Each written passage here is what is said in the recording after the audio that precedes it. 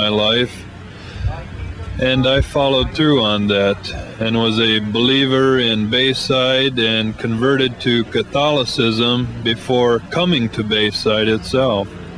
Well, Bayside was the only thing that converted me.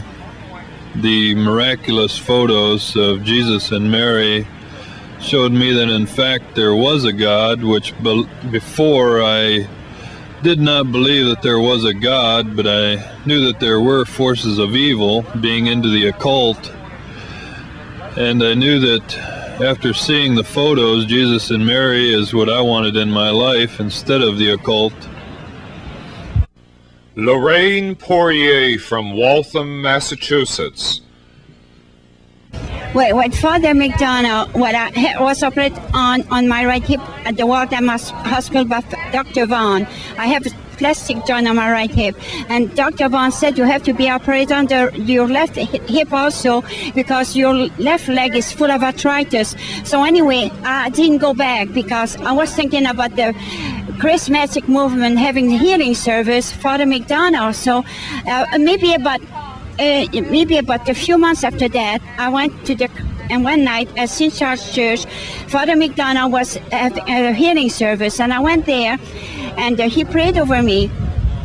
So the next morning, I felt like in seventh heaven. I felt like painting the town red. My leg wasn't hurting anymore.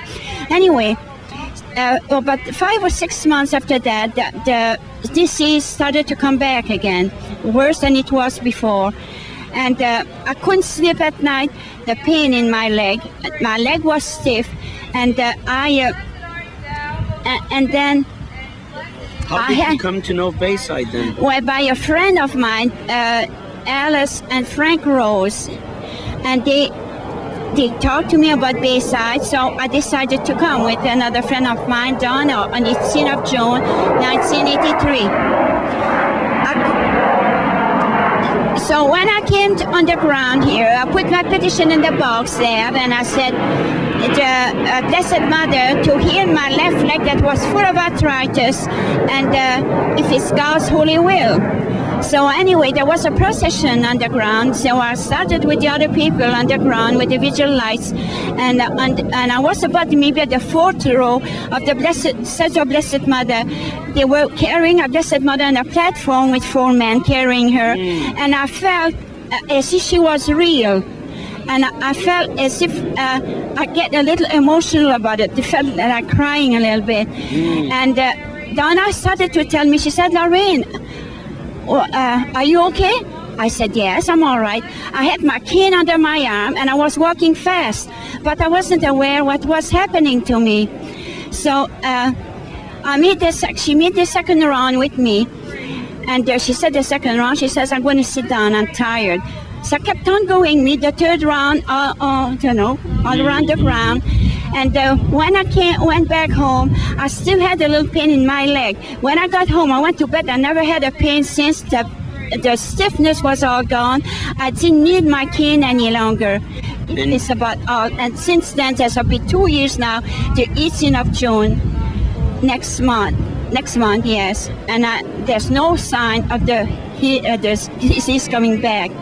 So with Father McDonough, the charismatic movement, the disease came back about 5-6 months after that, started to come back again. And it was in pain. It's been 2 years. Yes, 2 years. You've never had pains or arthritis? No more pains, no more cane, and no more stiff legs. You definitely feel, Lorraine, that now the charismatics and Father McDonough are definitely not from God, otherwise you would have had a permanent Well, cure. that's my feeling, because my opinion, because when Jesus was on earth, he was healing, but the people didn't fall all over the place, and the disease didn't come back. I feel too that I had, when I was going to church, but I was kind of everybody, kind of lukewarm. But ever since I came here, I feel that I had a spiritual healing also because of the physical healing. I believe that you have a spiritual healing to have the physical healing. Lee Simon from St. Louis, Missouri. It's about 1,000 miles and takes us 20 to 21 hours to do. And we sleep on the bus coming and going. and we eat our meals there. Do you feel exhausted right now? No, That's I go home and I don't even feel tired. that's amazing. And you sleep right on the bus. Well, can't nap, I guess you could say. Yes, we do sleep on the bus. You have other spectacular things that happen, I think, concerning your husband. Yes, I do. On October 2nd of 1983, he collapsed and died here at Bayside. This was a little after he had seen Our Lady and our Lord blessing the crowd. I was flying back from New York, and as I looked back, I thought I didn't even know where I left him. I knew the hospital was here somewhere, and I thought 35 years of marriage, 9 children, and I couldn't even say goodbye to him. And I thought, this is so unfair. And as I looked out of the plane window, and I was not sleeping, I saw above the white clouds a gray cloud come just zipping in. And as I looked out the window, it was my husband's face smiling just beautifully, and he had his open palm of his hand waving to me, and he was so happy. So I couldn't, as much as I miss him, I couldn't call him back. I wouldn't want him to come back to what he would have to come back to. That is truly wonderful that you come from so far to attend the vigils. It's an exhausting 21-hour trip. It's fantastic. You have great merit. I'm sure many graces for coming from so far. Thank you. And how many trips has it been now? This is our 5th. Your 5th. Mm-hmm. And you plan to make many more? Oh yes, I'll continue as long as the vigils are here. We have had many miraculous things. I've seen people's lives completely turned around.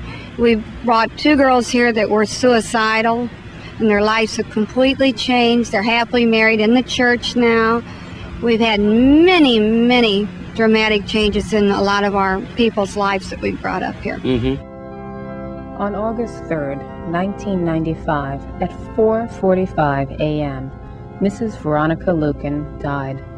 She was 72 years old and died from congestive heart failure. Our Lady's mission shall continue, as she has told us in many messages. On March 18, 1976, Our Lady said, quote, "For you have been given many graces, much is expected of you.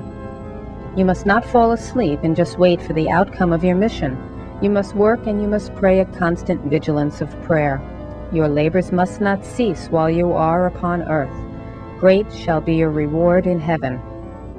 And the words of Veronica on May 7, 1975, quote, "Our Lady and Jesus want all the Mary workers to know that the day will come when I, Veronica, will no longer be among you, and you must carry the work forward in great haste and with great love and devotion, that you may work together to fulfill the will of God the Father, and that the Immaculate Hearts of Mary and Jesus will triumph over the present evil."